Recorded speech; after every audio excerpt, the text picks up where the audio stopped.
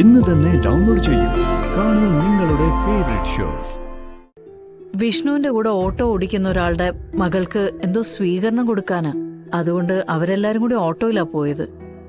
അല്ലമ്മേ, ഇപ്പോ പരിപാടി കഴിഞ്ഞു കാണില്ലേ? കഴിഞ്ഞ ഉടനെ വരേണ്ടതാ. ആ, നിങ്ങൾ ചായ കുടിക്കേ, അപ്പോഴത്തേക്ക് അവര് വരും. അല്ല, ചോദിച്ചില്ലല്ലോ. നിങ്ങളെ കണ്ടപ്പോ സത്യാമ്മ എന്താ പറഞ്ഞേ? അമ്മയ്ക്ക് അറിയാലോ സത്യാമ്മേ, ഞങ്ങളെ കാണാൻ കാത്തിരിക്കുമായിരുന്നു എന്ന് തോന്നുന്നു. അതിന് മാത്രം വഴക്കു പറഞ്ഞു. അതിലെനിക്ക് സങ്കടമൊന്നുമില്ല. കാരണം ഞാനത് കേൾക്കേണ്ടവനാ. അത്രമാത്രം കണ്ണീര് ഞാൻ എല്ലാരെയും കുടിപ്പിച്ചിട്ടുണ്ട്.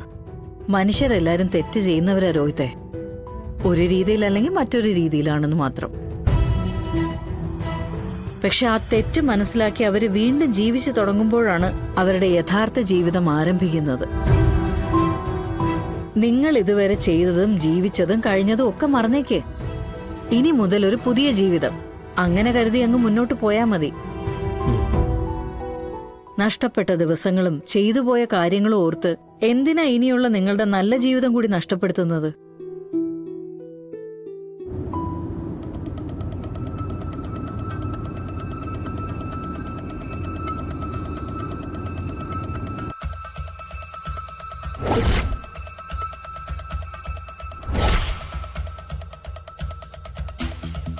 സത്യ,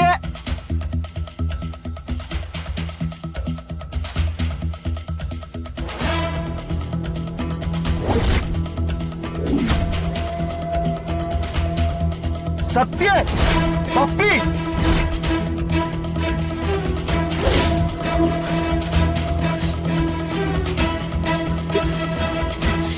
വിഷ്ണുട്ടാ, മക്കൾ എവിടെ? പേടിക്കണ്ട, വേറെ എവിടെ പോനാ? എവിടെയെങ്കിലും കാണും, നീ ടെൻഷൻ അടിക്കാതിരിക്കേ. പക്ഷെ വിഷ്ണുട്ടാ എവിടെ? വിഷ്ണുട്ടാ, മക്കൾ എവിടെ? അല്ലമ്മേ, അവരെ കണ്ടില്ലല്ലോ ഇതുവരെ. ഞാനൊന്ന് വിളിച്ചു നോക്കാം.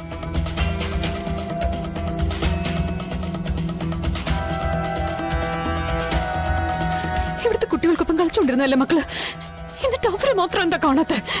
ശാലി, നീ ടെൻഷൻ അടിക്കാതിരിക്കേ.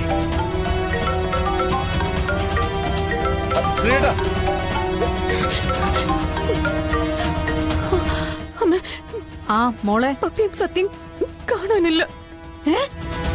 കാണാനില്ലെന്നോ?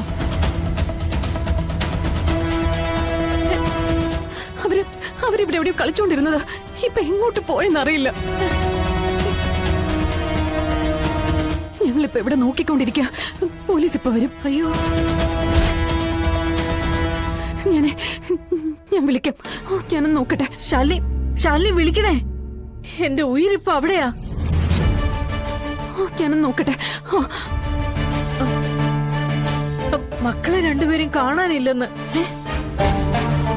ശ്യാമേ, അവരെല്ലാരും കൂടി അവിടെ നോക്കുക. പോലീസ് ഇപ്പൊ എത്തുമെന്ന്.